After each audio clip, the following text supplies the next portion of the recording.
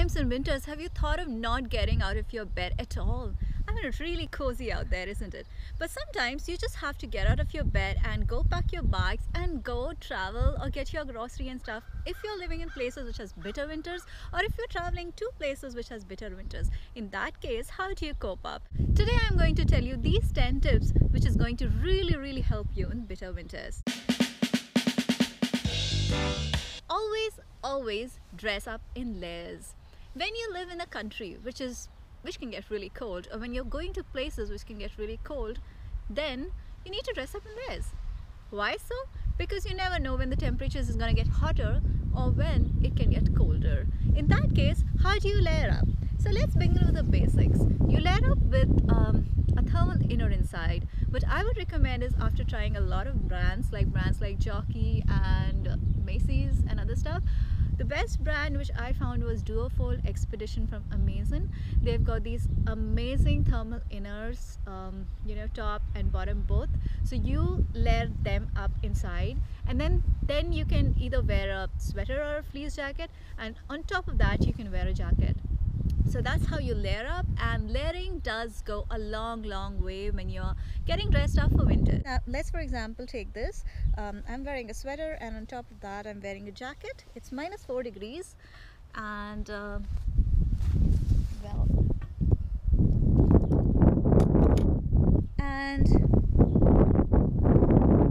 wearing a thermal inner inside. So this is from Duofold, and even with this temperature it keeps me really warm. So that's how it is, and that's how important it is. Tip number 2. Make sure you know which type of jacket to wear. When you're coming from India to a place which is cold, you always would think there's only one type of jacket, which is a puffer jacket, which is more popular in India. Whereas when you come here, you get to know there are a lot of jackets which you get. There are jackets which protect you from cold winds. There are jackets which kind of protect you from rain. There are jackets which are insulated, which keeps you warm underneath. So you need to know what type of jacket do you need to buy. For example, the one which I'm wearing is a puffer jacket. It's a packable jacket, and it's perfectly nice for traveling. So this jacket can fit into this, and you can easily carry in any of the bags. So this is from 32 degrees, and it's very nice jacket. You get it in Macy's, and you get it for around 50 bucks, and you can take it wherever you feel like taking, and it protects from temperatures from 0 to -7 degrees, what I've observed. And after -7 degrees you need to wear something heavier, or you need to wear heavier sweater underneath, or you need to wear parkas. So parkas are basically heavier puffer jacket, and most of them are insulated. They are till knee length, and like this, and you kind of wear it, and most of them have caps too, and they are for lower temperatures like 0 to -20, -30. Most of them have written temperatures on it, that till what temperature it's going to carry. Parkas are really essential. Then you have fleece jacket, like if you have temperatures as you have in spring, 5 degrees, 7 degrees, then you could kind of wear fleece jackets, which kind of protects and keeps you warm as well. Another type of jacket is Triclimate, with either a fleece or a puffer jacket inside and a windshield outside. It's really essential to buy one. So these are the kind of jackets which you can wear, and you need to know. Make sure you also have snow pants, like if you're going for skiing, and if you're going for snow sports, and if you're staying there for a long time, like if you're going for tubing and other stuff, make sure you have snow pants and stuff, so that you stay protected and you're not getting wet.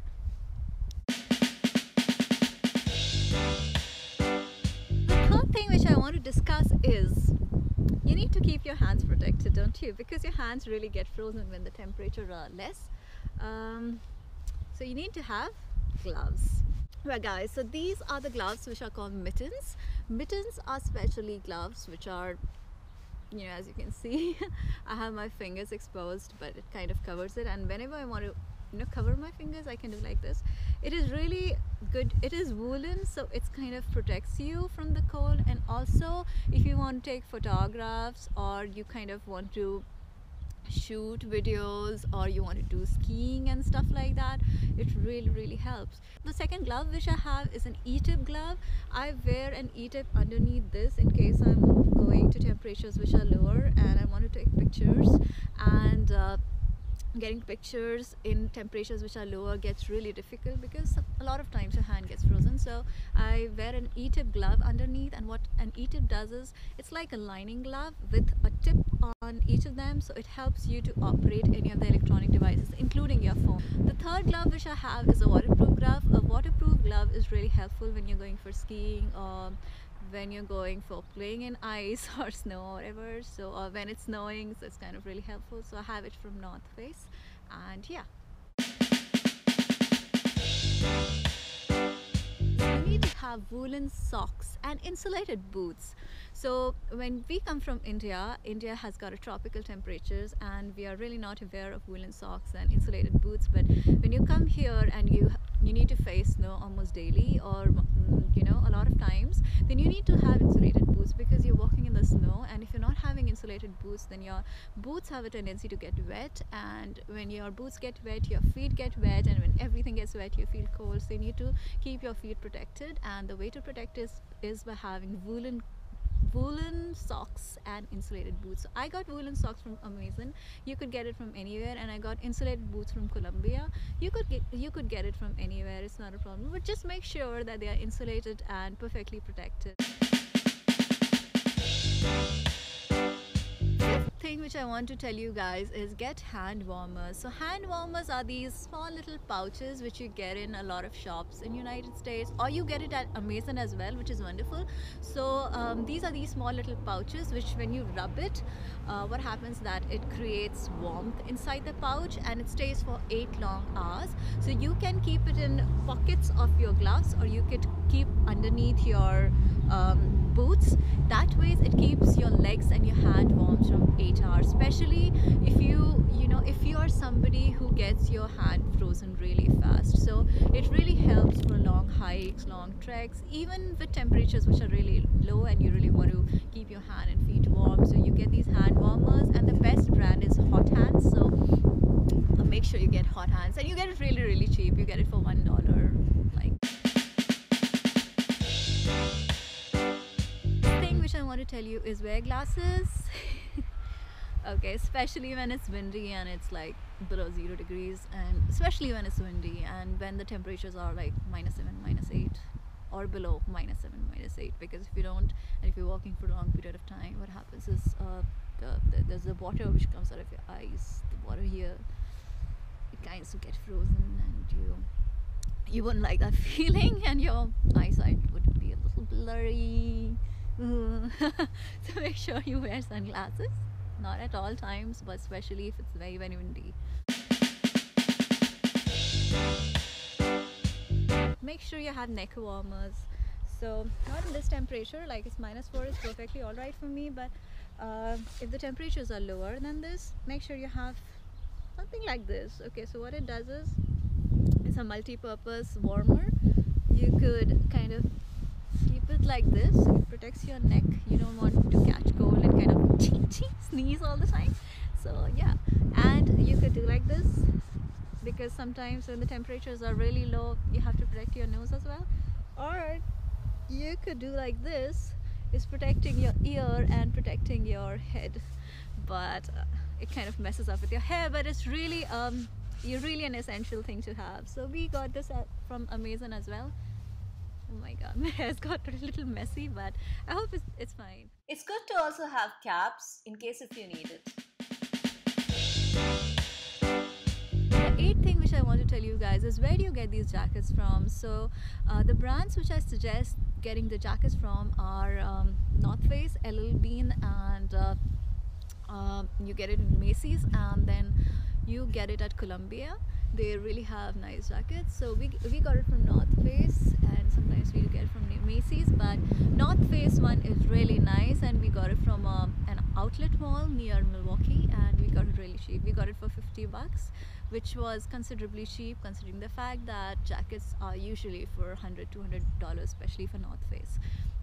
Ever since I came to United States, I found the jackets to be really costly. Some of them are really costly, and I was trying to figure out when to buy them.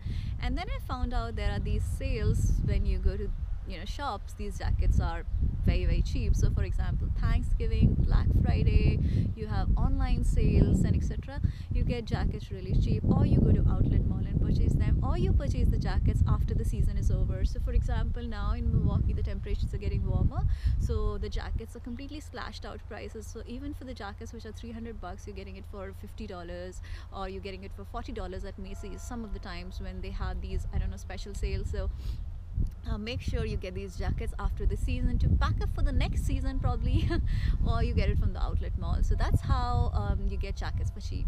If you're in India and you want to buy a nice jacket, you would get a lot of jacket in India, but India doesn't have these kind of temperatures, especially when you're traveling and when you're going to a place which has temperatures which kind of gets, you know, really cold. Then the kind of jacket quality which you get in those countries are far better, and also the cost is cheaper. So for example, when I went to Switzerland, we got a rental jacket which was really of very nice quality. Even though it wasn't as thick, it was really protective. And even in Milwaukee, the kind of jackets which you get here is comparatively better than the kind of jackets which you would get in tropical countries, because this is the temperature which we face here a lot of times, so like almost around 6 months a year. So that's how. So make sure when you're, you know, when you're traveling abroad, or kind of when you're coming to US or going to Switzerland or any of the winter countries, make sure you get a jacket for yourself and keep it safe and use it for your next travel whenever you're traveling. So yeah. The ninth thing which I want to tell you guys is always moisturize your face and lips and apply body lotion. That is because when you go out in the winters, extreme winters especially, your skin will get cracked and stretched and become red. You want that to happen. So I found the Pond's Cold Cream to be one of the best creams in India and in United States. Then you have Cetaphil Daily Moisturizer, which is also very good, and then you have Aveeno Body Lotion, which is good. Then you have Johnson & Johnson Body Lotion, which is good. You can apply, you know, lip balm. You need to protect your lips because your lips can get cracked. So, you know, lip balm. And then another essential thing which I want to tell you guys is never forget to skip sunscreen. Sunscreens are really important for winters. You would think that you wouldn't get tan, but that's not so, because in winters you highly do get tan. So do not forget to apply sunscreen before heading out in winters. 10th thing which I want to tell you guys is like if you have taken bath and you know your hair is wet and you're just going out dressed up, going out in winters, it can get really tricky. It can get tricky in the sense that your hair is gonna get like, you know, it's gonna become like ice and ice strands, and you're gonna feel really cold. So make sure that you make your hair dry before you step out in cold winters. Make sure you're not just taking bath and going out with your hair wet, because chances are your hair will become like mesh, so you don't want that to happen. So these are the 10 tips which I want to tell you guys who are not used to cold winters, which I'm facing right at the moment in Milwaukee. If you guys have more tips, comments or suggestions, make sure to kind of write below so that I add one more thing to my list so that I feel more protected. That's it for today, guys. See you next week. It's our second day and we are at Hoover Dam.